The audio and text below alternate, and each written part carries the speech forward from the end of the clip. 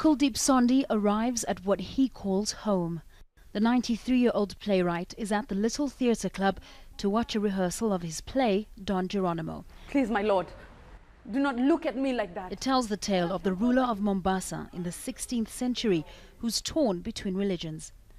Founded in 1952, this is the only amateur theatre on Kenya's coast and the only stage for these actors. How I act matters, not how I feel. The theatre used to be a club for the British Navy during the Second World War and later a clinic.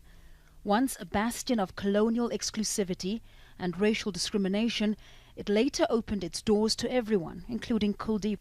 There were times in the early days of our imperial past when the Europeans more or less held on jealously, but just so that they could amuse their own people.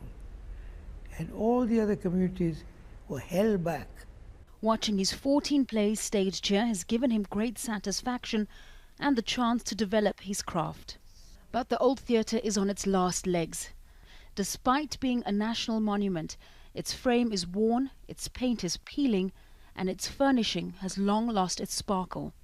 The theatre puts on about 2 productions every month. It last had meaningful sponsorship 20 years ago. It now relies on donations and membership fees, which aren't very high. Performers here say they can't rely on acting alone, especially if the seats are empty. The theatre needs at least $4,000 a month to stay in business. Its chairman says it needs to attract larger audiences and more financial support to survive. There has been no major facelift of the club because the culture of theatre was also not widely appreciated. You can set up a show, you've been rehearsing for like 3 months, and then you don't get a full house, even a single day. You're doing a show for 3 days, but you don't get a full house. It's a bit discouraging, and that happens most often than not. Still, everyone here hangs on to the passion that drives their work, even as pulling in audiences appears to be a hard act to follow. Famida Miller, Al Jazeera, Mombasa, Kenya.